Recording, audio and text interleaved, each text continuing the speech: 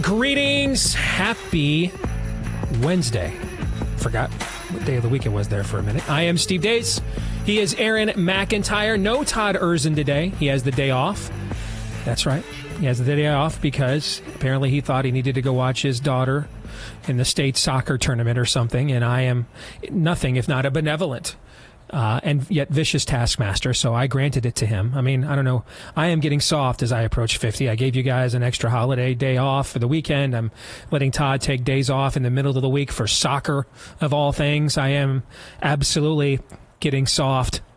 Nevertheless, given how hard and stern I am on the staff here, I just thought it was good every now and then to mix things up and show them a little bit of kindness. So for Buy, Sell, or Hold later in the show, we will have a special guest. Our good friend Jill Savage, BlazeTV contributor, has been bestowed the honor. I don't think we've ever let anybody do Buy, Sell, or Hold with us before. Actually, I think Jill may have done it with us once before. Did she? Okay. Yeah, but I think she was with the crew. Todd. Yeah, not as a replacement. Yeah. So she's clearly earned an extra level of trust here on the show, and so she'll be joining us for Buy, Sell, or Hold. Daniel Horowitz will join us for some woe and lamentation later on in the program as well. I also want to mention, speaking of going soft, but man, I got to tell you, I had a chance to try our new client at Miracle Brand Sheets. I had a chance to try them on my own bed, and dude, these are absolutely legit, particularly if you're cold-blooded, like most wives are, including mine, warm-blooded, like most husbands are, including me, all right? Self-cooling properties, self-heating properties for better quality sleep. Uses silver-infused fabrics originally inspired by NASA. So if you wake up too hot, too cold, recommend checking out Miracle Made's bed sheets using that temperature-regulating bedding so that you can sleep at the perfect temperature all night long. They're self-cleaning as well. They are infused with a silver that prevents about 99.7% of the bacteria out there. And if you recently had a potentially life-threatening bacterial infection, as I did, that's a big talking point. All right. Luxurious comfort and quality. Miracle sheets are luxuriously comfortable. I've enjoyed them a lot the last couple of nights, and the pillowcase as well. So if you want to give them a try, trymiracle.com/Deace is where you want to go. trymiracle.com/Deace. And man, they've got a great offer for you if you want to try them today. Save over 40%. And if you use the promo code Deace at checkout, you'll get an additional 3 free towels and save an extra 20%. You can't beat it. 40% when you go to trymiracle.com/Deace. If you use the promo code Deace at checkout, you get an additional 3 free towels and another 20% off as well at trymiracle.com. Use the promo code Deace. And with that, let us get to Aaron's rundown of what happened while we were away. What happened while we were away, brought to you by Kicking Off in Iowa. Florida Governor and GOP presidential hopeful Ron DeSantis was in Iowa last night for his first campaign kickoff event in the First in the Nation caucus state. DeSantis covered an immense amount of ground in his hour and a half or so event, but still had time for a subtle jab at Donald Trump. Now, it is great to be back. Now, a few weeks ago, we were in state. We were not actually scheduled to come to the Des Moines area, but before we decamped back to Florida, the weather was so nice that we felt we just had to come back and pay everyone a little bit of a visit. DeSantis also dropped this. At the end of the day, leadership is not about entertainment. It's not about building a brand. It's not about virtue signaling. It is about results. And in Florida, we didn't lead with merely words. We followed up our words with deeds. And we have produced a record of accomplishment that we would put up against anybody in this country. Casey DeSantis also spoke, and it's clear she's a crowd favorite. I get frustrated, too, with all of these people in elective office who say they're going to go do something, then they go up to Washington, they go rogue. They don't hold true to what they told the people that they would do, and it's frustrating. But I can tell you, Ron DeSantis always stands up for what's right. He never backs down. He says what he's going to do, and he gets it done. On the other hand, Trump took to Truth Social last night to lambast a former staffer of his, former White House press secretary Kayleigh McEnany, a figure nearly universally admired, as Trump would soon find out. Quote, Kayleigh Milquetoast McEnany just gave out the wrong poll numbers on Fox News. I am 34 points up on DeSanctimonious, not 25 up. While 25 is great, it's not 34. She knew the number was corrected upwards by the group that did the poll. The rhinos and globalists can have her. Fox News should only use real stars. And now, a struggle session update. Toronto Blue Jays player Anthony Bass allowed himself to participate in a struggle session yesterday after sharing a post on Instagram encouraging the boycott of Target. I recognized yesterday I made a post that was hurtful to the Pride community, which includes friends of mine and close family members of mine, and I am truly sorry for that. I just spoke with my teammates and shared with them my actions yesterday. I apologize with them. And as of right now, I'm using the Blue Jays resources to better educate myself, to make better decisions moving forward. The ballpark is for everybody. We include all fans at the ballpark, and we want to welcome everybody. That's all I have to say. So what was the offensive post that Bass shared that caused such a self-flagellating response? I mean, it's got to be like really bad, right? Well, I read about 5 stories about this episode, and not one of them mentioned what was said in the content of the supposedly offensive post he shared on Instagram. And you'll soon understand why in just a little bit. I finally did track down the post he shared on Instagram, and it comes from this account called Dude with Good News. Here's the reason biblically why I believe Christians ought to be boycotting Target and Bud Light and any other corporation that's pushing the things they're pushing. I think a lot of people make this into a political issue, or they say, oh, what's the big deal? If, is it really going to make that big of a difference if I'm shopping there or not shopping there? Here's what the Bible says. It tells us what to do as Christians in Ephesians chapter 5. It says this, take no part in the unfruitful works of darkness, but instead expose them, for it is shameful to even talk of the things that they do in secret. So what does that mean to take no part? Well, what's Target do? It's a business. They make money. They sell things. And to take part in that is to take part in that God of mammon that they're serving, and to take part in the darkness that they're purveying and getting out to the world and shoving into children's faces. And to take part in that is to give them your money. And I believe the Bible gives us radical precedent to say no.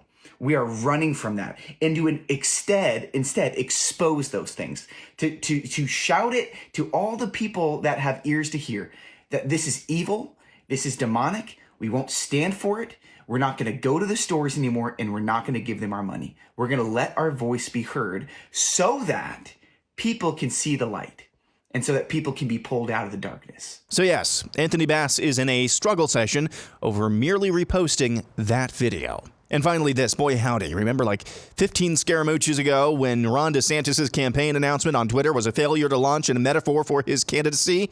Well, that could still turn out to be true, but if you're on Twitter and following along in the aftermath of his announcement, following along with the back and forth between Trump and DeSantis surrogates, that was an eternity ago. Aside from the absolute bat crap stupid stuff from Team Trump, like the charge that when Casey DeSantis isn't faking cancer, she's wearing her gloves incorrectly, the now tired charges that Ron is a bushy, and numerous attempts at smears against DeSantis campaign spokeswoman Christina Pushaw and others, one attempt to weaken DeSantis stood out because of its absolute bat crap stupidity. Raheem Kassam is a British atheist whose parents emigrated to the UK from Tasmania, so his entire being screams America first. He's previously worked for Breitbart, Human Events, and Nigel Farage. He's currently the editor-in-chief of the National Pulse and a huge fan of Donald Trump. Over the weekend, Kassam published so-called leaked audio of Ron DeSantis' donor meeting in Miami. Kassam accompanied the audio with the following report. Leaked DeSantis camp audio moved to the middle after primary, Clinton's approach to abortion. Leaked audio has emerged from the DeSantis donor strategy meeting in Miami on Thursday. In the clip you hear below, DeSantis strategists tell high-dollar donors making calls for the campaign that DeSantis' position is keeping abortion decisions at a state level following Trump's Trump's position that the governor will shift to the middle during the general election.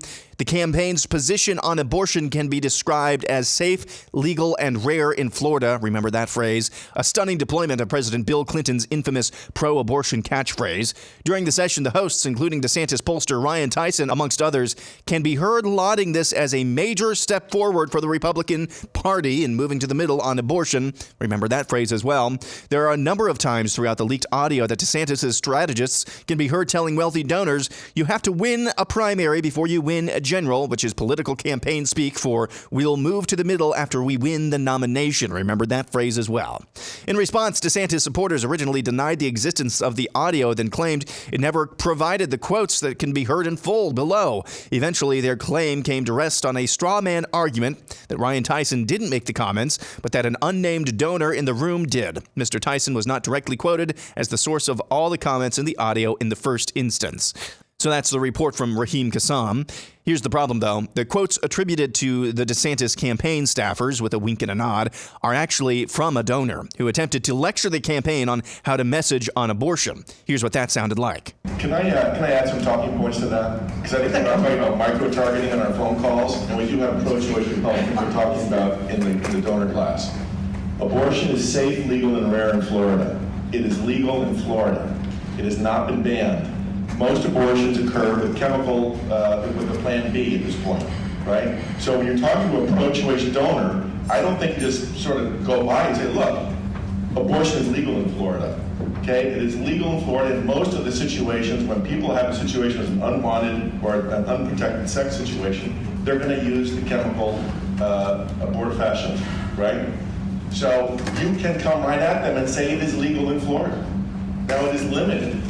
It's limited. You have to be responsible about it. But I don't think when you're talking to a pro-choice voter, you sort of skip over it. We got to point out that this is a major step forward for the Republican Party in terms of moving to the middle on the abortion issue. And here's how the campaign responded. We don't have the luxury in this operation, and I wouldn't call it a luxury in today's political climate. We don't tell our candidate what his principles should be. That's not how it works. Our candidate, our governor, he is who he is. And I'm merely trying to tell you all from the data's perspective that his principles really sell and will sell in this country. So I respect and understand that point. I totally understand how difficult that is when you're talking to a pro-choice donor. I get that. Mike's over here. I had one line on that. One of the things I've said for a long time is if we want a man in the White House capable of standing up to Xi Jinping and Vladimir Putin, we want him to be able to stand up to donor pressure on issues that are difficult.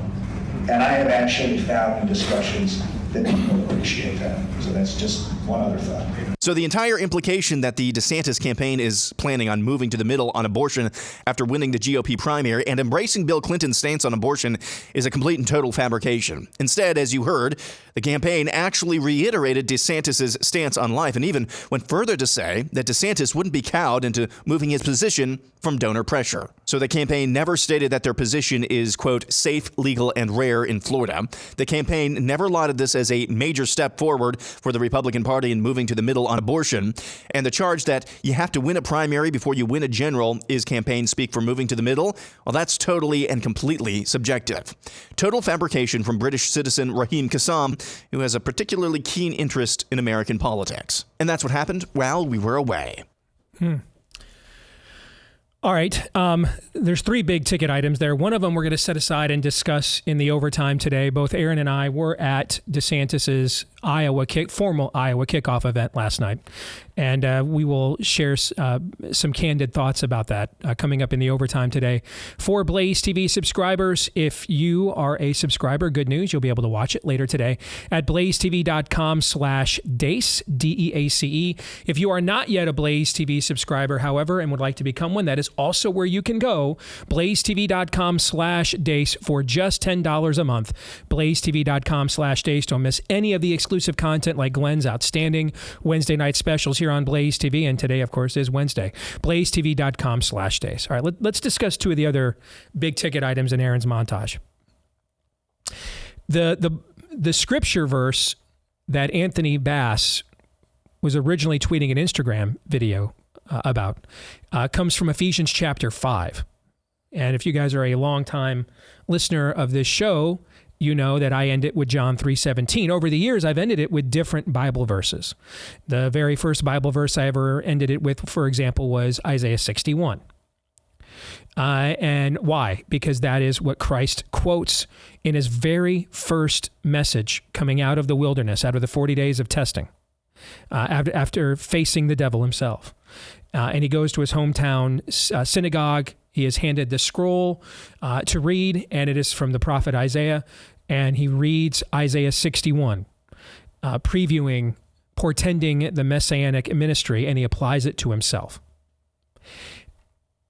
In the last, Aaron, 6-7 years, John 3:17 has been the Bible verse that we have ended the show with. The entire time that I've worked for you. Yeah. So that would be about 7 years then, yeah. In between those two verses, for several years, Ephesians 5:11 was how we ended the show. Have no fellowship with the darkness, but instead expose it. That's what that individual in that Instagram video, he is exegeting that portion of Scripture and applying it to what is going on with corporations like Target. And Anthony Bass, who claims to be a Christian, I want to speak to him and to others within the sound of my voice now as an apostle and not as an assassin. Don't do this. Anthony Bass's very eternal soul is at risk right this moment. Christ said, if you deny me among men, then I will deny you before my heavenly Father. When Jesus talks about you did all these great deeds, but then at the end I say, depart from me, I don't know you, into the den of iniquity with you. What's he talking about? People like Anthony Bass can give all the money to all the food pantries they want, and that's great, and you should do that. But when it comes time to declare whose you are, and therefore whom you are, you'll notice when Jesus is arrested, he is silent throughout every exchange until and unless he is questioned, who are you?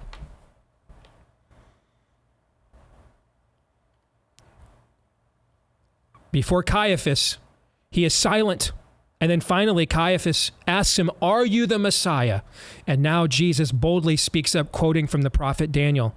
And you will see the Son of Man descending from the clouds of heaven. And that's why Caiaphas tore his garments. He understood what Jesus was claiming, that he was Messiah. For this reason, Christ tells Pontius Pilate, I came into the world to testify to the truth. You can join a Rotary Club, United Way, lots of secular organizations, and do a lot of good work and great deeds for your fellow man. And I wouldn't discourage anyone in the sound of my voice from doing any of those things. Just know, though, that's not the heart of your testimony. The heart of your testimony is when Christ looks at Peter, the lead apostle, and says, who do the people say that I am? Peter says, you are the Christ, the Son of the living God. That is the heart of your testimony. There are no games. There are no escape hatches. There is no clever way to avoid. You will declare one way or another. Anthony Bass has declared. Now, this doesn't have to be his final declaration.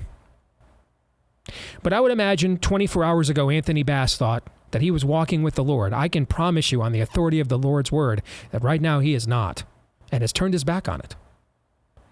And there are people in this audience right now, and in every audience, in the times in which we live in this country, that I think also are going to be faced with many moments. Who knows? Maybe one of them will be me. And we read the stories in the Old Testament and we say, well, they had this pillar of cloud and this pillar of smoke, burning bushes and parted seas. And if I had been alive during those times, I would have never, ever turned from my Lord. Peter ate with the Lord, rested with the Lord, worshiped with the Lord, heard directly from the Lord for 3 years. And he denied him 3 times at the first real sight of pushback. Therefore, by the grace of God, go each and every one of us. If you are unsure that you are up for this test, we will all find out. We are playing for existential stakes here in this place called America. And there will be no middle ground. It will be Kaiser curious or Christos curious. Those are your only 2 options in the end. And everyone will choose which of those options. And it won't be what they self-claim or self-profess, but when the button gets pushed and the boot is put to the throat and the proverbial sword is put to their head, that they will truly declare. Each and every one of us will make that declaration. Pray for Mr. Bass. Pray for his soul. Pray for ourselves that when our time of testing will come, that we will be found worthy of the calling that we have received. That we will count it all joy to suffer for the name. Because this thing called America isn't going to come down to a superior plan or a superior ideology, but to the superior courage of conviction. Whomsoever most truly believes in their cause and is most willing to live it out will win. Period. Period.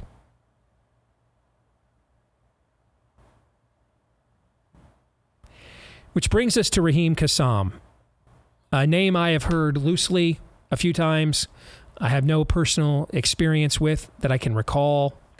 I don't know, maybe in a DM somewhere, but he came at me last week when I was asked to ask a question for Governor DeSantis on his Twitter announcement. I could ask anything I wanted.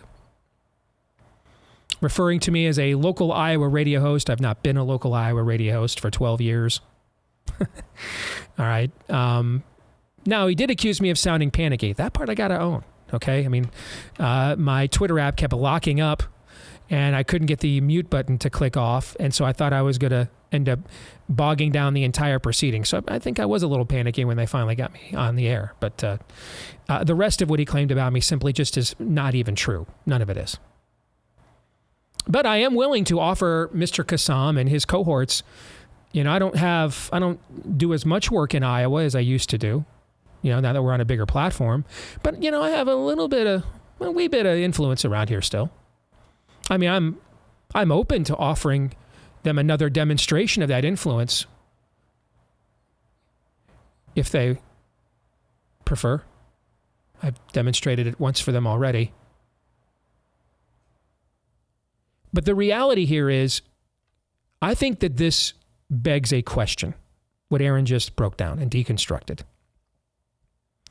I found out about this audio because a buddy of mine who worked with and in the Trump White House and has been seriously considering moving to DeSantis texted me on Friday. I'm trying to finish Jedi Survivor with my son Noah on a Friday night. And he texts me this story. And I'm like, wow, I can't believe that the Trump people have this and they wasted it on a Friday news dump in a holiday weekend. I'd be saving that puppy till next week. That's a neutron bomb. Because like most people, all I did was just read the headline. And I skimmed through the article because I'm trying to have some time with my kid. Later on, we get done playing.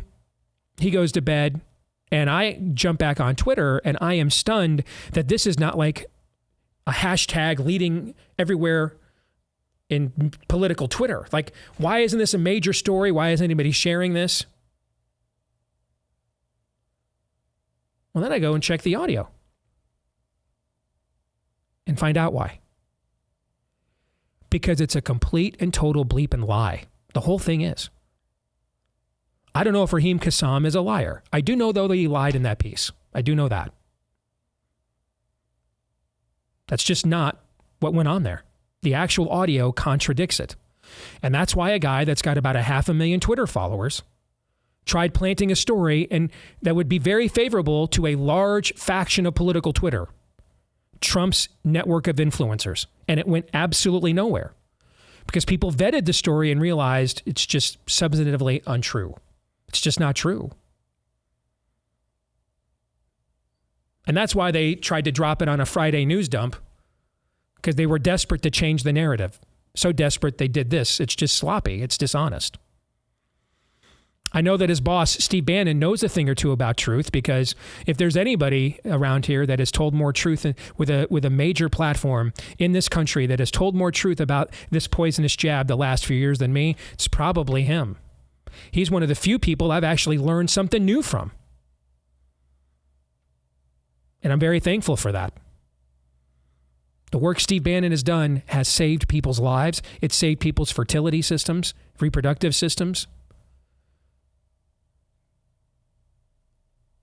And he is owed a debt of gratitude for that. And he certainly gets that from me. But I think he needs to do a better job of babysitting his kennel, because that's sloppy and it's really dishonest. And it is one thing for Rahab to lie for the Israelites. She ends up in the lineage of the aforementioned Messiah. But it's another thing for Rahab to now lie to and about the Israelites. And so here is my question. On some level, do we have a responsibility as a movement/industry? Like you saw this last night. Clearly, Kayleigh McEnany has a lot of friends, and they all came to her defense last night, including people who love Donald Trump and said, nope, not happening. That's good. But what about where truth is concerned? And to me, I think you have to give some ground for campaign embellishment. I mean, what Trump is saying about Florida being third in deaths is factually out of context, if not inaccurate. But those are campaigns, and that's frankly the DeSantis' campaign's responsibility to fix. This, though, is an attempt to lie and gaslight directly to our people about a matter of grave importance: innocent human life. Is there any responsibility that we have as an industry or a movement, regardless of what side you're on here, or any side for that matter, to say that is just dishonest? Don't lie to our people. Don't lie to our own people like that.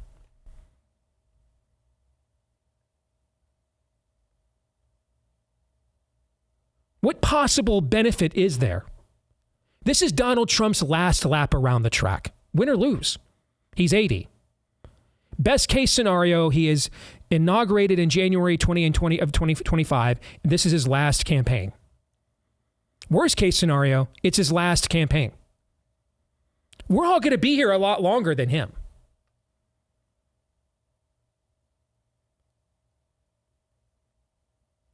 What is the benefit of us gaslighting and lying to each other to this magnitude? Because I fail to see any. There have to be some rules of engagement, shouldn't there, Aaron? Some. You provide some area for campaign embellishments and spin, and everybody does it, and everybody's good to do it. And I've been on a campaign, so I get it, you know? But there ought to be some things that are just no. We're defecating in our own yard. We're peeing in our own water table. This kind of stuff is toxic. And frankly, it undermines Mr. Bannon's incredible work on the jab. I mean, if they're just going to go out there and push stuff that just with a cursory examination of the audio is easily discredited, then it takes a lot of the really, really important work that they do over there when they're not shilling for Trump, and it makes cast aspersions on that. Well, how do I know that's true then? Someone will say. There needs to be some form of honor code here.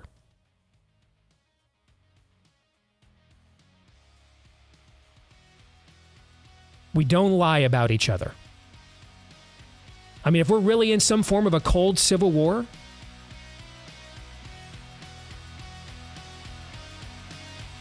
would you lie about your fellow troops like this? I want to discuss this further, Aaron, and I want to get your take on it when we come back.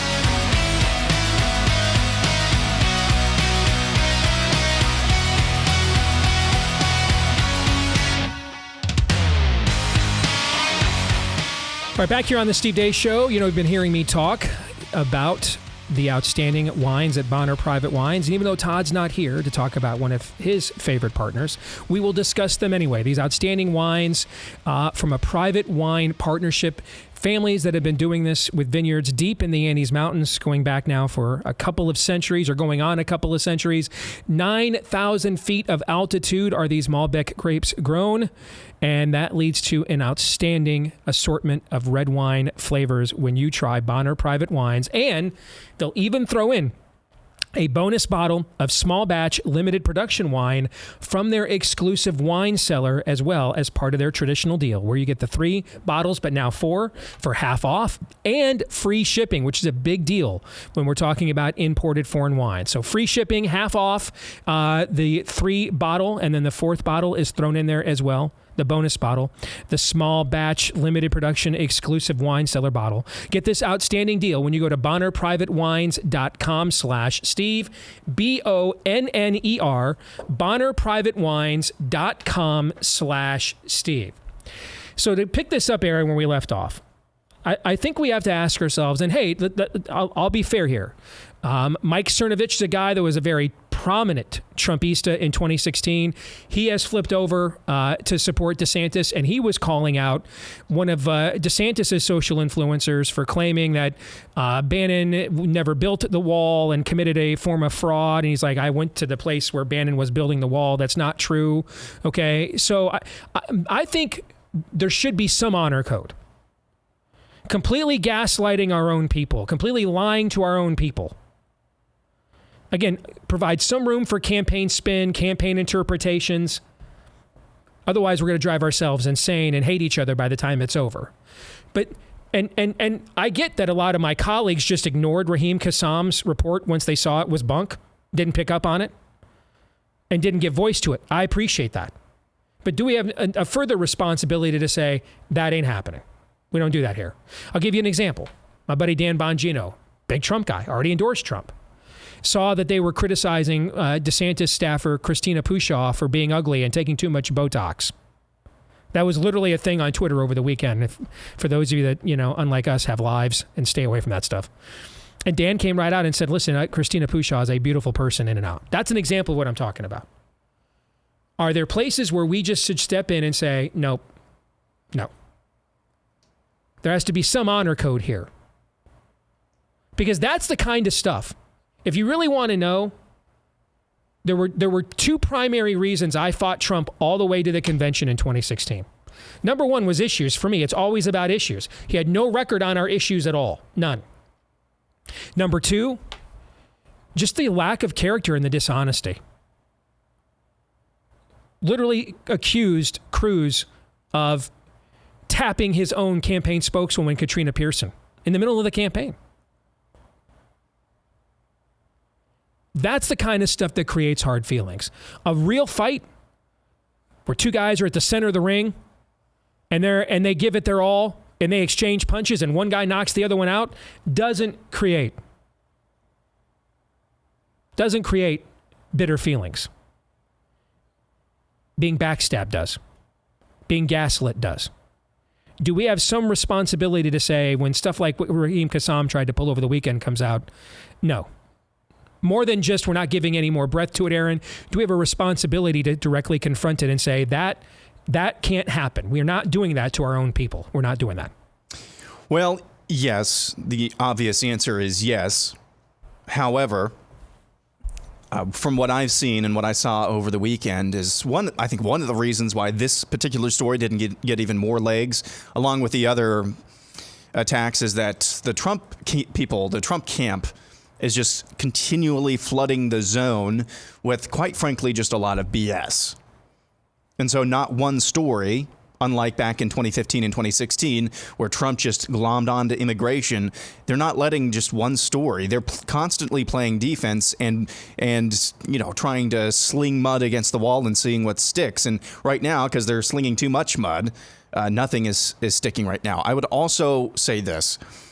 I think there is somewhat of a difference between the Trump campaign and his online army. Now, his online army is very, very active and constantly out there just trying again to see what sticks.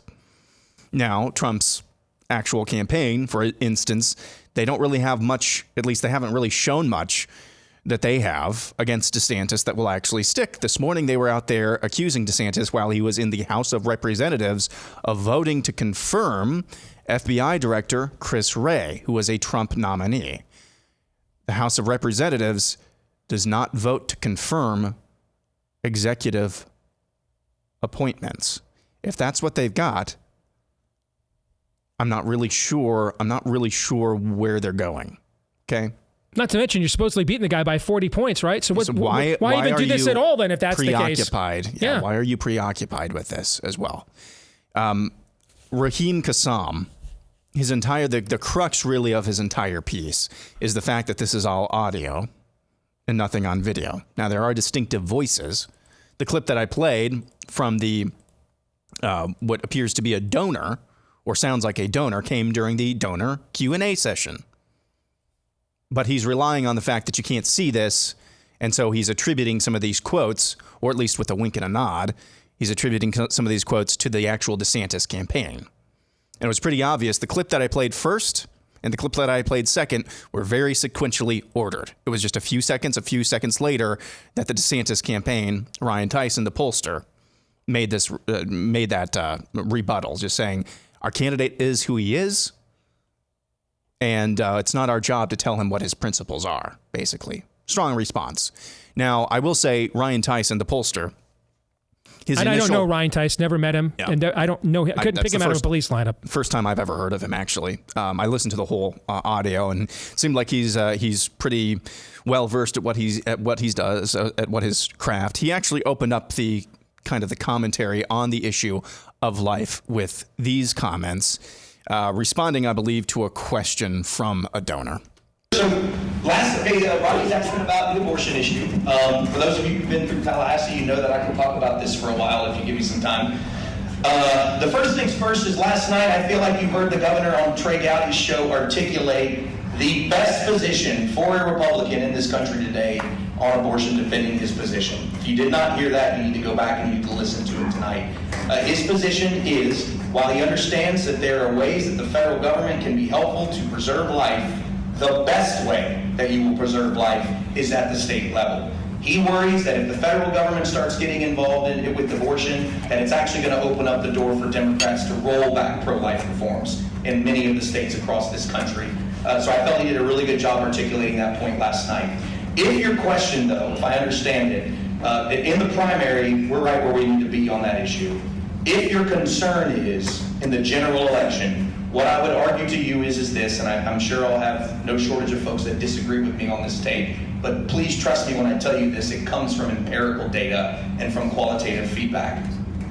If you are a voter in 2024, as we likely are in a historic recession, and you are choosing between a young candidate, Ron DeSantis, versus an octogenarian, and if you are voting on the issue of abortion as one of the top two issues for determining your vote for president, I would offer to you that our data suggests that that person has a very high correlation with typical Democrat voting behavior. That's my answer to your question. The governor he's said what his position is on abortion. I would also say to you that Democrats are going to message on abortion regardless of what your position is. That's what they're going to say. And what we found in the general elections in 2022 is it's a kill shot if you're a piss poor candidate and you're getting hit on abortion issues. But what the 22 general election also proved is that if you're a good candidate, you can survive that. Look no further than Governor Kemp in Georgia. Signs a heartbeat bill right before the primary. He waxes Stacey Abrams by 7-8 points, or even more. It was closer to 10. Same thing happened up in Ohio. DeWine dramatically overperformed. The governor signed the bill that he did in Florida, took $30 million of persuasion ads in this state, and he smoked Charlie Crist by 19 points. So that's my argument to you. I feel like we got to go where the runner's going, not where he is. I feel like in the general election, the issues that people are moving on, that actually are moving on, I think we're on message with. So essentially, that message there is, and I don't agree necessarily that Mike DeWine is a good quality candidate, but he is pro-life and he signed pro-life legislation in Ohio. That's just a fact. Mm-hmm. I believe that's basically an articulation of something that we've articulated several times on this show, is that if you are voting as a closed fist issue that you want to kill babies, you're going to vote for Democrats no matter what. No matter what position the Republican get has. Those votes. So what good does it do you? And I think that's the point that he's making. Mm-hmm. What good does it do you to moderate on this issue whatsoever? None. It doesn't. It just depresses your own base. And that's basically and if you're a bad quality candidate, you're going to get killed on this issue. If you're a good quality candidate, you're going to win, and probably win bigly on the issue. So what's the line? Where do, like, I thought this crossed a line. That's why we're talking about it. You thought it crossed a line too. That's why you put it in the montage. So we both agree this crossed a line. Now, why did we agree that this crossed a line? To me, it crossed a line because it's just wholly and totally inaccurate in terms of the depiction of what is actually within the audio itself. It's gaslighting incarnate, and not over a trivial issue, by the way, but one that has been the fundamental culture war issue for my entire life, and I'll be 50 years old this year, not to mention yours. I mean, because I'm 20 years older than you. All right, so that is to me why this crossed a line beyond just normal campaign rhetoric, spin, memes, pissing contest and stuff that most people could care less about. Why did it cross a line for you? Listen, Democrat primaries are about one thing. I'm to the left of you. And I'm to the left of you. And here's how I'm going to get to the left of you. And here's how I'm going to get to the left of you. GOP primaries my entire life, for the most part, is how do I triangulate to win the general? It just doesn't work. It's just about triangulation. I am totally 100% on board, unequivocally, with a vicious, nasty primary GOP primary. If and only if the viciousness and the nastiness is directed around policy.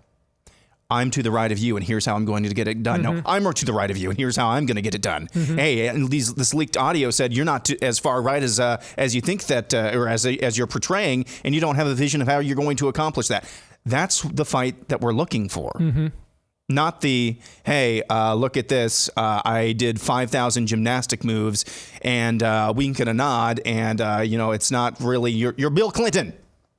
That's not a fight. That's just banal stupidity. And that's quite frankly a lot of what we're seeing right now online in the great Team DeSantis, Team Trump wars, at least coming from one side. And fortunately for DeSantis, he's got Jedi Masters over there like Christina Pushaw, who is just daily, really minute by minute, is more like the Matrix, actually, just destroying these false narratives that are being thrown against the wall and seeing what sticks. The reality is, and I want to get your take on this too, Steve, kind of from a big picture standpoint. It seems as if Donald Trump's plan for the last 5-6 months since the midterms was to scare Ron DeSantis into not running, or out of running, I should say. Mm-hmm. Do you think he had a plan B? Because if from right now, this initial first week or so since he's announced, I don't really see what that plan B is. I honestly don't know. I don't. This isn't,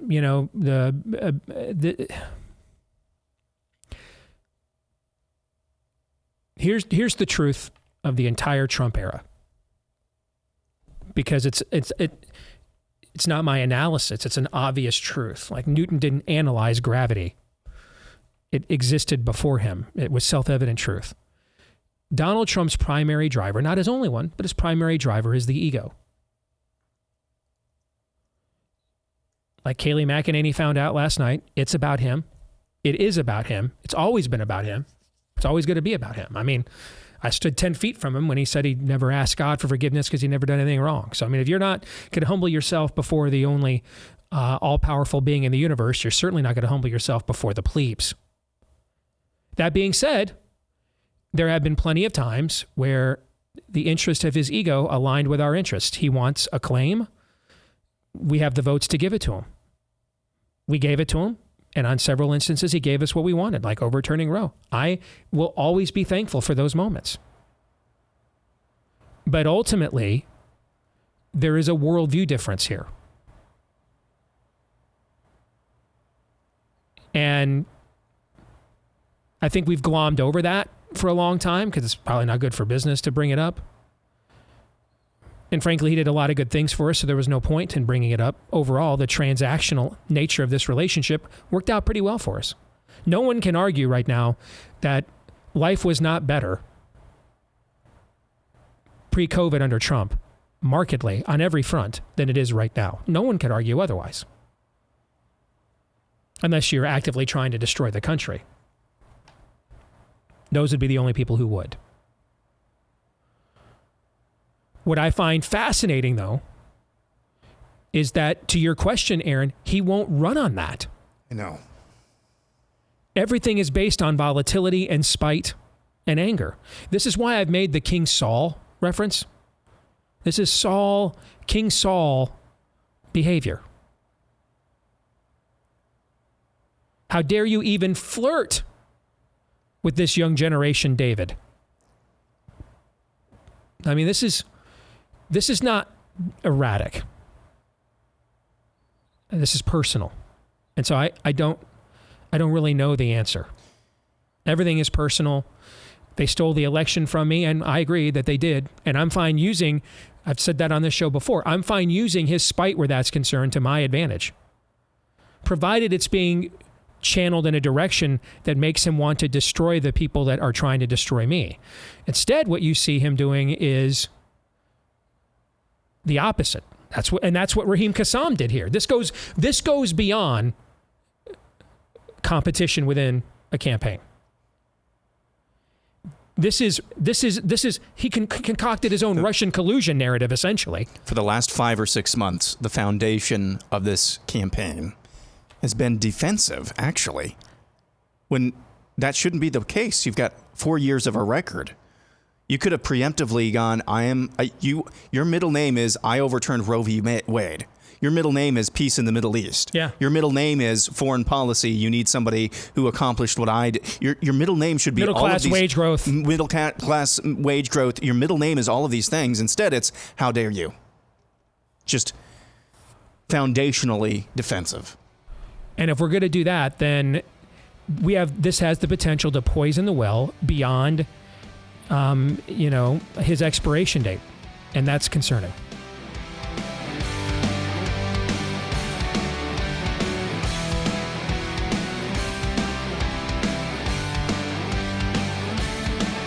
All right, back here on Blaze TV, live and on demand. Really not that much in demand, though. We are the Steve Deace Show. This is hour 2. Let us know what you think about what we think via the stevedeace.com inbox, which you can access by emailing us, steve@stevedeace.com. DEACE. Like us on Facebook, MeWe, and Gab. You can follow me at Steve Deace Show on Twitter, Getter, Instagram, and TikTok. You can also find me on Truth Social at Real Steve Deace there, at Real Steve Deace there. And we would like to find your 5-star review of our show on the podcast platform of your choice. And we have found thousands of them from you already. So please keep those coming. Thank you to each and every one of you. Hit subscribe for us, or if you're on iTunes, now you hit follow. And thanks again for all of you that have done that. Thanks to our friends over at Constitution Wealth Management. They have helped already move millions of dollars from people in our audience who were previously putting their portfolio at odds with their principles. And they have shown them you don't have to do that anymore. Help align your values with your money. Put your prosperity, put it to use in the culture war. It's a mighty tool. as Target and its stock value is finding out right now, as Budweiser and its ongoing stock depletion is finding out right now, as Disney has found out and is finding out right now. It is a powerful tool when we put it to work for us. If you want to do that, if you no longer want to have to hold your nose, look the other way when your statement comes in because you recognize, yeah, we're doing well, but look at some of the stuff we're invested in. You don't have to have a clean conscience versus the right ROI any longer. This is what our friends at Constitution Wealth do. This is what they can help you with. Book an appointment today to get your retirement investments aligned with your values and help them build the parallel economy, the two of you working together right now at constitutionwealth.com/Steve. That's constitutionwealth.com/Steve. We welcome in BlazeTV contributor Jill Savage filling in for this segment for Todd for Buy, Sell, or Hold. Jill, have you done this before? I did, but Todd was there. It was the Wednesday before Thanksgiving. There you go. There was not going to be a day scoop. There wasn't going to be an overtime. That's right. And That's so right we all had a big laugh. And, there's a lot of college football talk then, too. So it was a really fun one, right, that we could go back and have our college football fix. So we are taking the training wheels off, Jill. All right, we are letting you fill some very big vinegar-soaked shoes, known as where Todd usually sits, albeit virtually via the Skype. But are you ready to go? I am, and I have one major thing going for me. What's Lindsey that? Graham doesn't want to hold me. That's right. So so I don't know what to say. I have, and frankly, I don't want to shame your dad. So I have nothing to corner you with other than out of honor.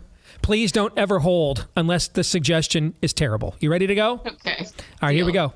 We will begin with Data Masked, who says, if Republicans caving to the left were a quote from a TV show, it would be, quote, all of this has happened before. All of this will happen again. Battlestar Galactica, Buy, Sell, or Hold. Well, first of all, you're citing what I think is one of the greatest television shows of all time. So you hit me in the feels. All right. But I think that also applies here as well. So I will buy. Absolute buy. I woke up this morning and I saw Thomas Massey on our friend Glenn Beck's on his show this morning. And I will say I came into this show in a mood, Steve. And if I was going to go on any other show on Blaze TV, I would have been worried about that. But I was going on the Steve Deace Show where all of this will be welcomed, all of this rage, right? And I heard Thomas Massey say, the debt ceiling bill. Oh, gosh. It was okay. And they put my provision in this. So I can't say that it's a bad bill. Actual quote from Thomas Massey earlier today, who's usually on our side. And I couldn't help but think, gosh, Thomas Massey is saying, this is a dog turd. But because some of my DNA is in this dog turd, I love it.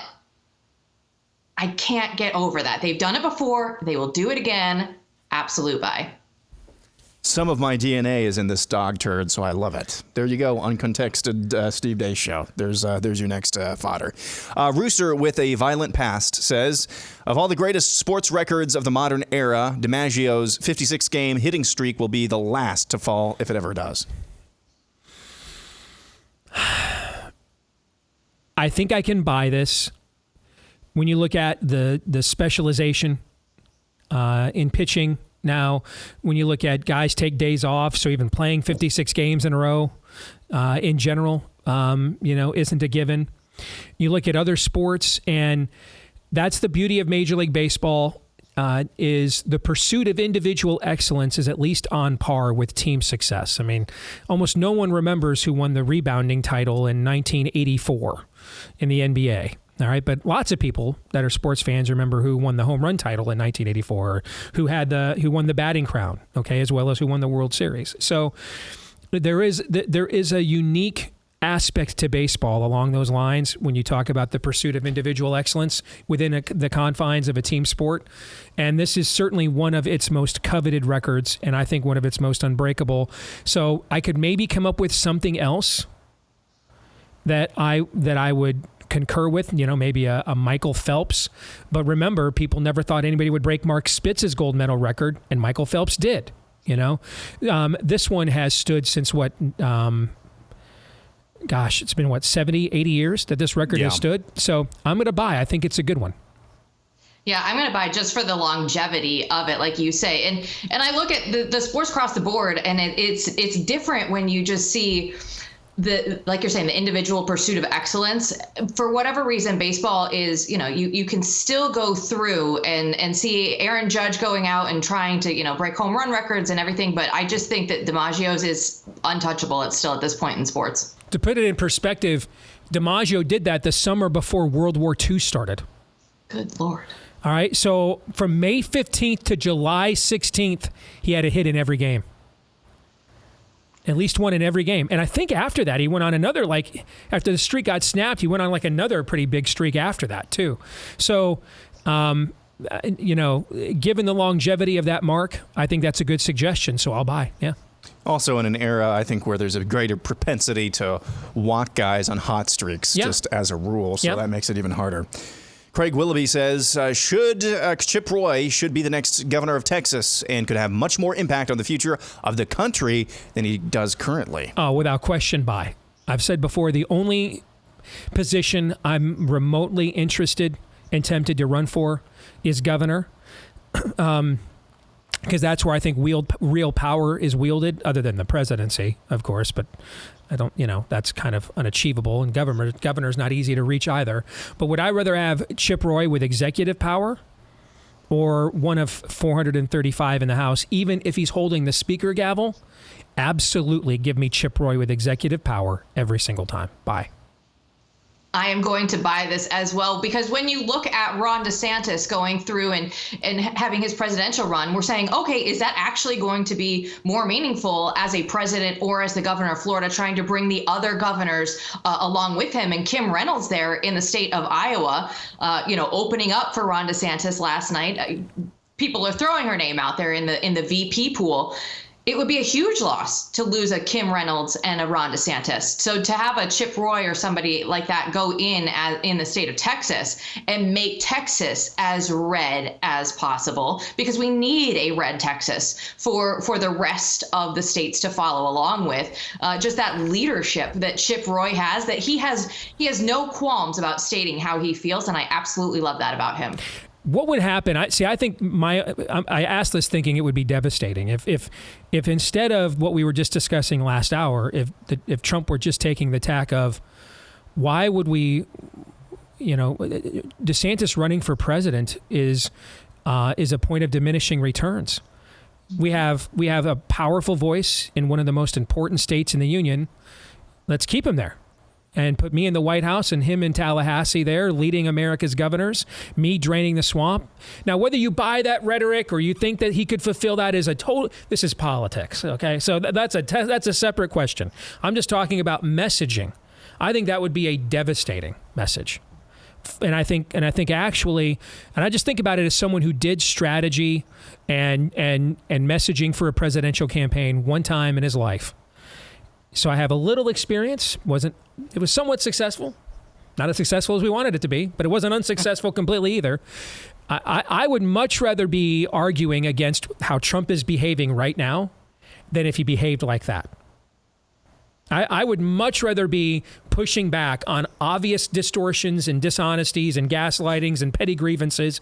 I'd much rather have, like Ron DeSantis was just asked today about Trump trashing Florida, and he just laughed. And there's a group of pastors standing around DeSantis, and they're laughing too. That's if I'm on Trump's messaging team, that's a devastating is getting laughed at. I don't want to get laughed at. I don't want to get mocked.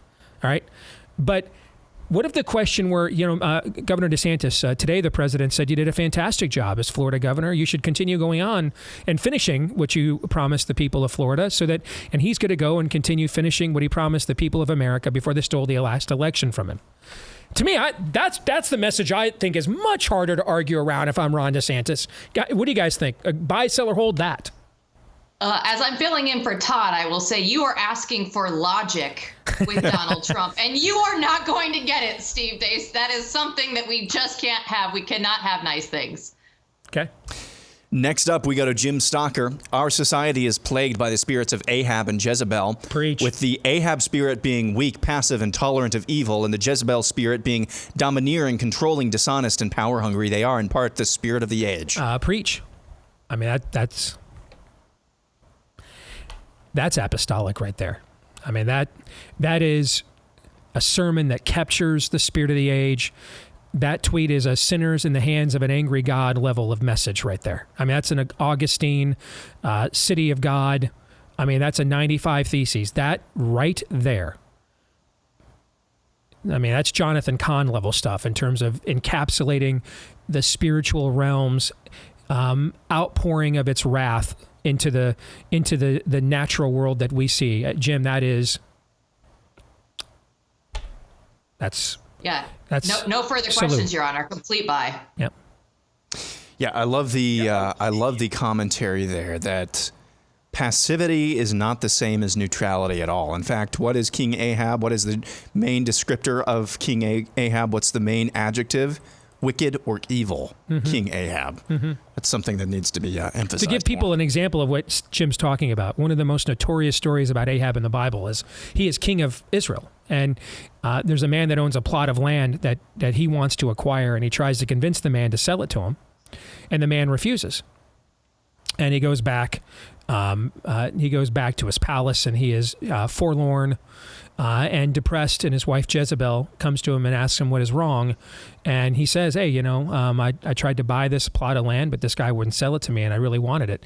And Jezebel says, "You're the king. You should just go and kill him and take it." So that's what they do.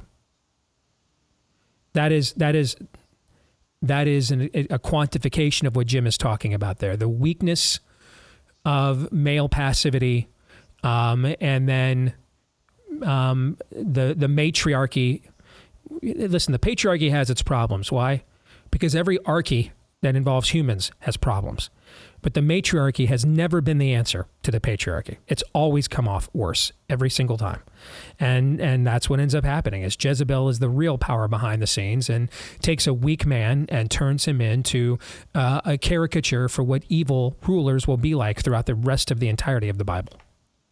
Next up, At the Fence says DeSantis running for president is a mirror being held up to Trump, which is revealing who he could have been and who he actually still could be if he actually had conservative values. This mirror is what is making MAGA loyalists so angry at DeSantis. It's too truthful. I wholeheartedly buy this. I think this is why several people in our industry did not want DeSantis to run, because it was going to make their jobs more difficult too. That if he didn't come out and face plant right away, if they could stay on message and be disciplined, this contrast was going to be hard to avoid. And therefore, gaining all the grifting clicks off of that audience wasn't going to be as easy as it used to be. Joe Biden, Dementia Joe, is a much easier foil. Mike Pence is a much easier foil. And by the way, both those guys deserve to be Trump's foils, and I'm all for that, okay? This one, not a foil, and it's more of a revealing. And I think that makes a lot of people in my industry's jobs tougher, and that's why they did not like the specter of this primary, so I will buy. I feel like so many people in my peer group have said exactly this. Why would I vote for Donald Trump when Ron DeSantis will give me the same policies without all of the crap going along with it, with all the me of Donald Trump? So I will completely buy this, because absolutely it is a mirror being held up saying this could be you if you just had any self-discipline. Live Free says language is used to describe reality. However, the left weaponizes it to create a new reality in their own image. We must speak the truth clearly and do so without adopting their terms. Example, the Ukraine-Russia war should henceforth be referred to as the Great Reset War. That's tremendous. And Live Free, if I knew your name, I'd give you credit. I'm going to start borrowing that. And you are right on the money. Bye. Every word. Bye, because everybody knows that the language matters. The leftists are the ones that come through and try and take over the narratives and don't believe what they're trying to push out there. Take it and use it for yourself. And absolutely, this is a great strategy going forward. Whoever controls the flow of information in any culture, including its language, has control. Chipper says the more Jill Savage we get on the Steve Deace Show, the better the ratings will be. Well, that's probably true. I mean, if you looked at the other three of us. Yeah. Now, listen, Jill's an attractive young woman, but clearing our three bars is not exactly scaling heights here. But yes, visually, and this is a visual medium for many of you, it is certainly an enhancement and an improvement for sure. I appreciate you out there. Thank you. Tiny Johnny says... Plus, she's pretty smart, too. Tiny Johnny says the Republicans in general actually became our enemies back in the first Bush's administration, but the patriotism around the first Iraq War and 9/11 blinded us to their uniparty intentions. You know, it's funny now, you know, I mean, for my generation, I was growing into politics as Reagan was leaving, and Newt Gingrich was really the first formative figure of my, political maturation. And it was surreal later on, you know, being a part of his presidential campaign, getting to know him. It's also now surreal to see him criticizing people like Chip and others for doing exactly what he did. Exactly what he did. What Chip and others did to McCarthy in January, what they're doing on this debt deal now, is exactly what Newt Gingrich did to Bob Michel and GOP establishment leadership to become Speaker. I mean, he essentially incited a civil war within the Republican Party over George Herbert Walker Bush's decision to violate his read my lips, no new taxes pledge. And he cut a deal with House Democrats, Jim Wright and Senate Democrats, that they were supposedly going to get a certain amount of spending cuts for every tax dollar they raised. Guess what happened? They raised taxes and didn't get spending cuts. Newt Gingrich opposed that, led the fight against that, became the face of the conservative base, and now he's the guy telling Chip Roy and everybody else to just back down and accept everything for party unity. I just, you know, you either die the hero man or you live long enough to see yourself become the villain. But I bring that up because it's in the context of this question, that civil war that began there carried over for well into another decade. It was one of the reasons Bob Dole had a hard time turning out the Republican base in 1996. He was seen as a part of that guard. This will be new to Jill and to Aaron. You guys don't remember any of this, but I came of age politically during this era, and I think Tiny is onto something. And I think that 9/11 absolutely, and the existential threat we perceived to the country absolutely set a lot of those things aside. And then when we got further into the Bush years and moved past 9/11 and past Iraq, and we started getting into fights over immigration and fights over, I have to suspend the free market principles to save the free market and TARP, all of those grievances poured out again and eventually set the stage for what would become known as the Tea Party movement in the Obama years. So I think this is pretty salient analysis. I'm going to buy. Yeah, can you throw that up there one more time, Aaron? You bet. I just want to see that. Like, just looking at it with the Republicans in general actually becoming our enemies back in the first Bush administration, the patriotism around the first Iraq War, 9/11, blinded us to their uniparty intentions, right? This is Shannon Joy's question. I feel like uniparty intentions, and when you finally could figure out what was happening, it has to, I do think that that's where it goes back to, is the Bush administration. And you look at the different turning points for conservatives, and we've always had these, you know, rhinos versus conservatives and all that, but it to me at least, it felt more unified, and like there was more of people being on the same page, just trying to get actual things done for the country.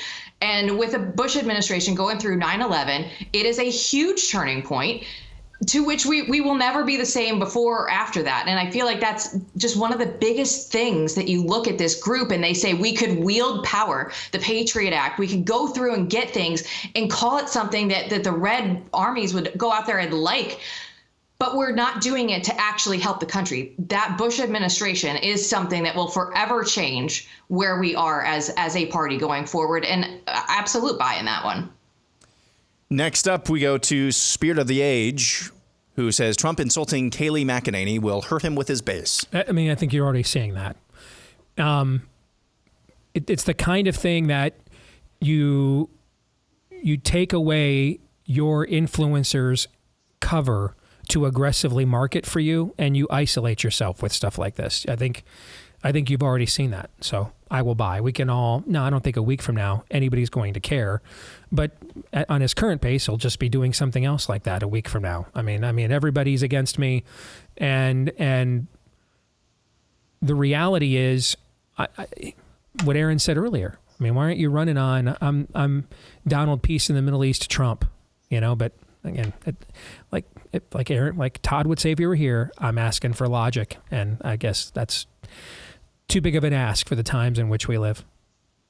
Trump hires all of the best people until you live long enough for them not to be the best people and they're total disloyal, milquetoast, whatever he wants to throw out this week. No, who would want to work in the next Trump administration? Should he win somehow, some way, should they not steal it from him again, which would be hard enough, who would actually want to go work in the Trump administration if this is how he deals with one of the best hires that he made? Next up, we have Crispy. Uganda is more conservative than Texas. Oh, my God. That's an easy buy. Easy buy. I looked this up the other day. Vast majority of the country is some form of Christian. I don't think you can say that about Texas. Oh, gosh. I mean, there's not many places right now that are now more conservative than Texas or most U.S. states, frankly. So I guess I'll buy. Although I will admit I forgot to, get the latest download on Ugandan social theory again this morning when I woke up. So I can't state that for a fact. This is more me fading Texas than it is highlighting Uganda. I feel like Uganda forever. Diagram. Go ahead. I'm sorry, Jill. I was going to say, I feel like the Venn diagram of Eid Mubarak and Ugandan politics squarely sits right in the middle. Is just the Steve Deace Show audience, and I, for one, could not be more happy about that. So bye. We had a lot of submissions like that, actually. I bet we did. Yeah, I got a lot of blessed Eid Mubarak the last 48 hours. Got a lot. Yeah. Bacon says the only opposition to the Rainbow Ramadan by MLB players will be written statements, as opposed to sitting out. Yeah. I'm honestly the three, so it's been Clayton Kershaw, kind of. He said he disagreed with it. There's a player for the Nationals and another pitcher for the Dodgers who put out pretty good statements, praying for them, because they're going to take slings and arrows, and I just cannot stand to see another super strong, wealthy young man just completely capitulate and self-flagellate in front of the nation. But yeah. I am going to sell. I'm reminded of what the Lord reminded Elijah of. There are always 7,000 men in Israel who have not taken the knee to Baal yet. His word does not return void. So I'm going to sell, not off any level of faith or trust I have in the current state of American masculinity, but in the Lord. I unfortunately am going to buy because we see what is happening, just the pushback already that Aaron played in his montage today.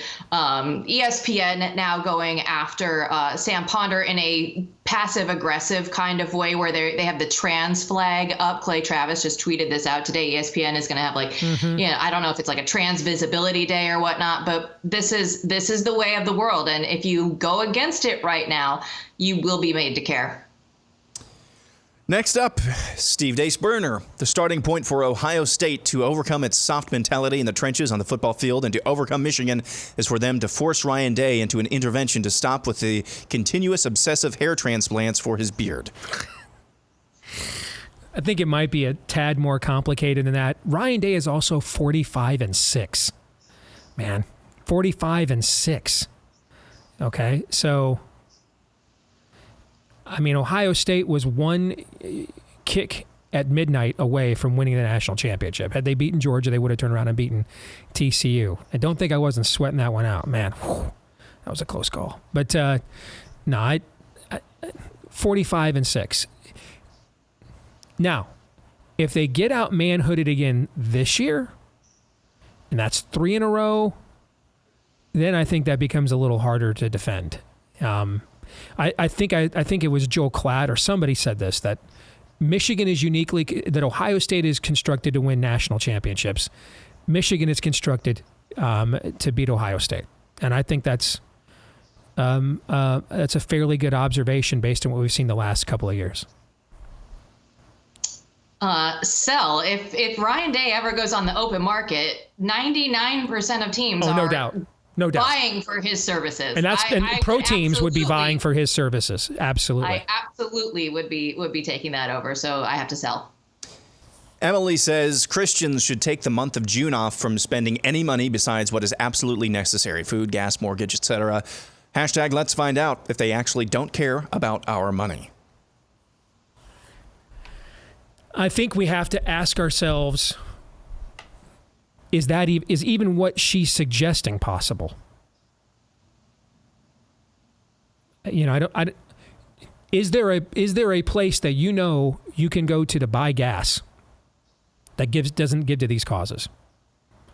Do you have a place that you can go shop at that doesn't give anything to these causes? I'm not sure how achievable that is.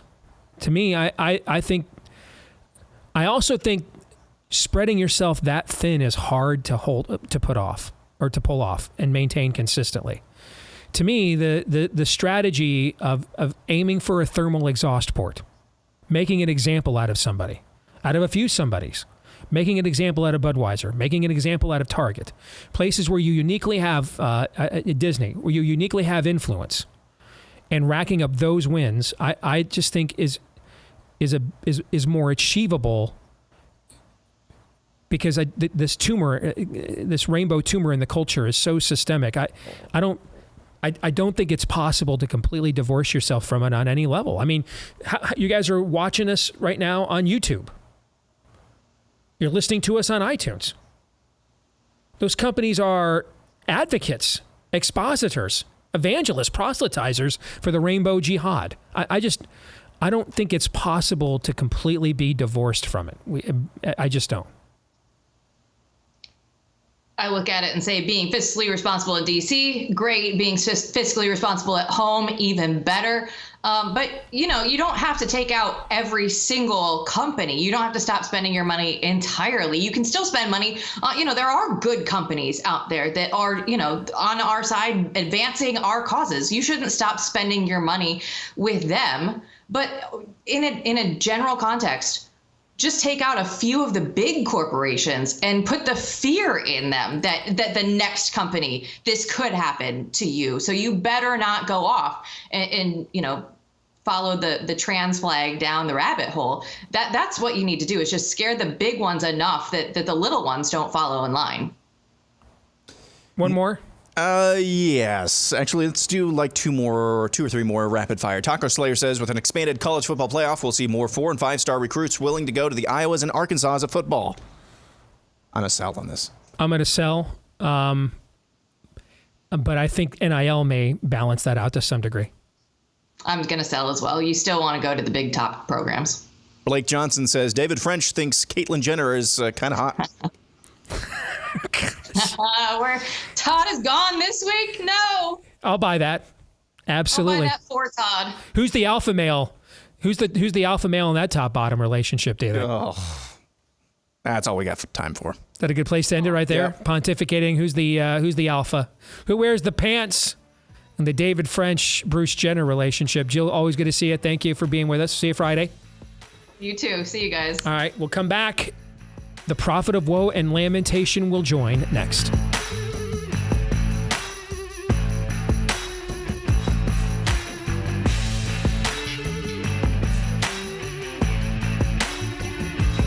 If you're struggling with chronic pain in the body, now this is different from a clinical pain. That is something that requires professional medical attention. For example, my wife had bone spurs in her knee, partially torn meniscus, had to have that. That's a clinical issue, had to have that clinically repaired and those bone spurs removed. But she has a chronic issue too, and that's too much inflammation in her joints and in places like her knee. And that's why we've started her on Relief Factor. If you are struggling with too much inflammation in the body, then Relief Factor is the drug-free formula created by physicians who can prescribe drugs, but its intention is to do exactly that. And I can't give a better case for its success than about 70% of the people who try the 3-week quick start end up sticking around and using the product long term because of the results they see in 3 weeks or less. Can't do better than that, right? And if you were going to lie, you wouldn't pick like 70%, you'd pick like 95 or something, right? So 70% is a good number that shows, hey, this thing can really work. May not work for everybody. You might be in the 30%, but why not for $20? Try it and find out. What do you have to lose? If you have been struggling with chronic pain, just $20 to see if you don't see a difference in your level of chronic pain in 3 weeks or less with our friends at Relief Factor. Take advantage of this offer when you go to relieffactor.com. That's relieffactor.com. You can also call them at 800-4RELIEF, the number 4, 800-4RELIEF. Let's bring in the weekly prophet of woe and lamentation. Good to see you again, my friend, Daniel Horowitz. Thank you for being with us again this week. How are you? We are doing all right, Steve. Couldn't be better. We get to do conservative politics. I get to be on TV. I get to hear myself talk. Sucks to be everyone else, but we're having a good time. Very nice. So we were discussing this story that Raheem Kassam over at Steve Bannon's outfit. Now, I don't know those people at all. You know them a little bit, right? And I think you were on the War Room a few times when we brought Rise of the Fourth Reich out, correct? You've been on there a few times. Yep. Okay. So I don't know those people at all. Natalie Winters at National Pulse did some pieces I really liked. We had her on the show. I have a great deal of gratitude and respect for what Bannon has done with his work on the jab. If there's anybody with a large platform in media other than you and us that has done more on this issue and revealed more on this issue than us, it's probably him. And the partnership that he forged with Naomi Wolf, I think that has been a value to the Republic, to humanity, basically. And so I'm very thankful for that, which is why I was extremely disappointed to see what his Padawan over there, Raheem, tried to pull over the weekend with this alleged hidden audio of DeSantis's campaign people. And when I went on Twitter to gauge the reaction, I was thinking, wow, this is going to be trending. No one was talking about it outside of a few of their people. And when I listened to the audio later, I found out why, because the audio doesn't reinforce anything that Raheem put in the actual article associated with it. And so there were probably a lot of people within their own influencer network that were just like, yeah, we can't defend that hatchet job. And I'm great, and that's good. That's good that they refuse to elevate that story all the more. But here's the question. When, if ever, do we have a responsibility as an industry and a movement to say, hey, that's outside the rules of engagement? Campaigns are going to have their talking points, like Trump's got the talking point right now that Florida had the third most deaths, which if you look at the whole number is basically true, but you can't do that when per capita, Florida has 21 million people and Iowa has 3.5. All right. So it's a spin. It's not factually accurate. That's kind of campaign rhetoric, though. I don't think that's our position as a movement or industry. Let the campaigns fight that one out. But this level of gaslighting of our own people, really an attempt to mass deceive our own people. To me, I think that does raise a moment where we have to say more than I'm just not going to give air to that, but say, no, we're not doing that. That's the kind of stuff that will divide us for years into the future. This is Trump's last lap around the track. We're not crapping where we live. You're up by 30 points anyway. Act like it, right? So that we're not doing that. But what are your thoughts? No, Steve, I think I disagree with you. I mean, this might have been the latest Qassam missile, but they've been doing this the entire time. There's nothing really new about this. The entire campaign has been lying and gaslighting, bearing false witness. I mean, they conflate the fair tax, which was a staple of Republican politics. Donald Trump himself voiced support for it many times, with raising taxes without mentioning that you're voting to eliminate the entire IRS. So they hit DeSantis with that. They hit him with opposing Trump's omnibus bill that banned the construction of concrete barriers, but then couch it as you're voting against the border wall. I mean, they've been doing this the entire time, but this is what Trump is. And this is, I know what you were concerned about, 8 years ago, and really it largely bore fruit, unfortunately. And that is that Trump is much like the COVID shots. You have the negative efficacy. You have the IgG4 neutralizing or tolerating rather than neutralizing antibodies, where you tolerate crap that we would never tolerate from anyone else, whether it's values, antics, lies, policies. Amnesty is good if it's coming from Trump. Jailbreak is good if it's coming from Trump. The omnibus and debt ceiling bills are good if it's coming from Trump. I mean, this is the problem. See, I often say if we were stuck with, let's say, someone like Mike Pence or Nikki Haley, if they were starting with some of this stuff, or, starting with Disney's great, or, Cuomo really did a good job, you would have a unified right. People like those in the orbit of War Room unifying against that and charting their own path. The problem here is it's one big, what is it, the Council of Youngsters to Rehoboam with their leader. That's what they are. They won't tell the man, hey, buddy, get on message, run to the right, blow up the debt ceiling bill. You haven't heard Trump mention a word about that, which is jarring. I mean, that's the biggest issue right now. He hasn't said anything. You know why? Because nobody is going to pressure him to do that. Just like no one's going to pressure him to change on COVID fascism or any issue. And this is the moral hazard heading forward, that just like you and I are mission oriented towards our outcomes and within reason will do anything to achieve it. Heck, if you're going to lie, at least lie for your outcome. But their outcome is the man himself, which is really the grift around him that, their personal career benefits from it, and they just can't let go. I was listening to your podcast this morning, getting ready to come into the office, and you were discussing what's at stake in this primary, and I thought you had an interesting angle. Essentially, you were arguing agency is at stake. Do we have any kind of voice in the process whatsoever? And one of the reasons that I was adamant in 2016 about getting behind a conservative that I thought had the campaign to go the distance early on to help try to unite our leaders behind that person is because I had seen the same thing. We had tried to gain agency via the Tea Party movement. A lot of them got into Washington within one election. They were already funding the biggest budgets in the history of Washington, D.C. You just get co-opted. And maybe I have several issues with Reagan's second term. I think his first term is the best term from a president we've had since Coolidge. But I'm forever grateful. Like, I'm not in favor of the amnesty deal he cut. I'm not in favor of the vaccine manufacturer liability deal he cut, things of that nature. But what he did do, though, by serving 2 terms, is for the next generation, people like you and I and our elders in our movement had agency nationally. They had a platform, a voice to speak nationally into the political arena. And and really that lasted, for almost 20 years after Reagan left the national stage. And we've watched that agency erode and fade now in the last decade or so. And so a lot of times we feel we don't have any representation.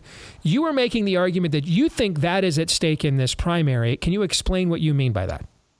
I think having someone like DeSantis as party leader is a bigger deal than having him as president. As you well know, I am not so bullish on our prospects of fixing the country.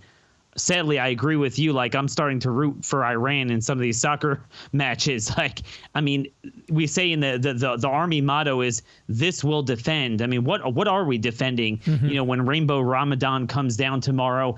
I don't know how much you can fix this, but what I do know is this: whatever we will try to do, whether it's this in Congress, this in the primaries, federal primaries, local primaries, state legislatures, local elections, we cannot do that until we have a change at the top, someone who's going to give us tailwinds, not headwinds. And Exhibit A is what we're going through right now, Steve, on the House floor. Even I'm impressed at the degree of political adultery that is taking place when we were winning on the polls and the polling data on the debt. You have a comatose president who's half alive. You have very winning issues. You have the economy and inflation, horrible. You had a united House, and they pissed it away in a way that it wasn't just, this is the best they can get. They did it before they even had to, and they gave them twice as much debt increase as the Democrats even asked for. Okay, and I look back and I say, over 15 years, because I've covered the genesis of every budget fight since Obama's presidency began, and we have not improved one iota. Since Trump came into power, the party has not changed one iota. The problem we had pre-Trump is the same problem we have post-Trump, in that you had conservatives coexisting with the Republican Party with this fake arrangement where we would use them to just gain agency in politics as an end to itself, and they would use our vote to continue screwing us. And we would never force a brinkmanship where either, kind of like when someone comes in and they see their wife is in bed with someone else, it's like, you can't unsee that. Something's going to change. But yet we keep seeing them, engage in sodomy with the Democrats, and nothing happens. Nothing ever happens. We continue this muddled ground where we don't force a cathartic moment where either we leave the party or they're forced to leave the party, and we could chart a new direction. Trump was supposed to be that person, but the problem is Trump was the perfect coexistence because Trump did not occupy the policy space. He often sided with the establishment. So he created an agency for our people to kind of meme, to defend his personality as an end to itself, to do all sorts of fun things, while the establishment was able to continue doing what they always do, often with his help, with his endorsements, like he did to us with endorsing Kevin McCarthy and now standing down with this fight. And he gave them tailwinds. We need someone who is going to own that space of seriousness, of policy, that forces a moment with McCarthy, with Cornyn, with Thune, with McConnell, all these Republican governors. This is what it's like to be a Republican. And if they still resist, it will force some sort of inflection moment. That, to me, is the greatest asset of having a good presidential candidate, much more so than even fixing the federal government. So the race between these two guys has formally gone on for about a week now, although it already kind of feels like it's been dog years on several fronts. Okay. Give me a critique. What if there has to at least be something that if you were, if Ron called you up and said, "Hey, my old friend, pick the one thing I should have done differently," because I know you have no problem providing a critique. There has to be something. What would it be? I would say he needs more long form, two things, long form town halls and press conferences where you just field questions on any issue going on and you just speak. He is much better with that than he is with a typical stump speech, because I think what people have seen from him, he really is not a typical politician, and that's not so much his thing. He gains energy off of meandering on issues and speaking his mind. He appears more likable, folksy, knowledgeable. So I would spend much more time on that than the formal speech I know you attended in Iowa. But all in all, I think he had a pretty good week. I think a lot of people were concerned that this was a one-sided fight for many months where the Trump side was hitting and they weren't hitting back, but it looks like they're hitting back pretty strong. I think the question remains, and it really was the question at the beginning, and this will persist, does the GOP voting base reflect the GOP chattering class? And what I mean is the dichotomy between substance, results, and a clown show is pretty obvious from this first week. I mean, you can't miss it. But are we going to see the same sort of dynamic where we see in every primary where you get that 30% that gets it and they vote against that incumbent in the primary? And I consider Trump an incumbent for all intents and purposes. But the 70% go along with the status quo? Or will he have enough energy, but also enough organization to penetrate the minds of people that he is the one going forward to carry the mantle? In other words, I don't think he needs to attack Trump more because most voters don't want to hear that they made a mistake with him, which I don't think was a mistake. He didn't have much of an option. But I think he needs to lean in on as many of these opportunities as he has to fight with the left, fight with the rhinos. Even the Mexican president, I thought he responded. I thought he should have made more hay about counterattacking the Mexican president when he attacked him for his immigration law in Florida. That's what makes Trump so popular. People don't view Trump in his own right. They view him based on the ricochet reaction from his enemies. And he needs to hijack that and become the new tour de force, because what I've learned is just a list of he did this wrong, I'm going to do this. It just doesn't work. It gets 30%. It doesn't win a primary. Good stuff, my friend. Always good to see you. Thank you. Take care. You bet.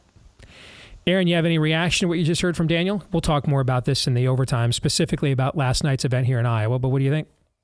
Yeah, we'll talk about this more in just a few moments. I would generally agree with those specifics, but there's going to be a moment sometime, I don't know when or where one of these two guys has the opportunity to glom onto one singular issue that will hopefully, if you're a DeSantis fan or a Trump fan, catapult them. Now, Donald Trump, as we talked about earlier, has the luxury of being the de facto incumbent. He does have that luxury. Right now, he's not seizing that. So he could pick any day that he wants to glom onto an issue because of the pulpit that he already has and the record that he already has on some things that we like. But he's not doing that. So really, all this comes down to, I like what Daniel just said about making more hay with the Mexican president. Basically, sit down and shut up, get your country under control. Something like that, I think, would really resonate in this primary. And I think there's going to be an opportunity for a moment like that in the very near future. All right, we will discuss that more here in the overtime. For Blaze TV subscribers at blazetv.com/Deace. For the rest of you, we will be back reunited with Todd tomorrow, noon to 2 Eastern, right after Glenn Beck, right here on Blaze TV. Until then, John 3:17.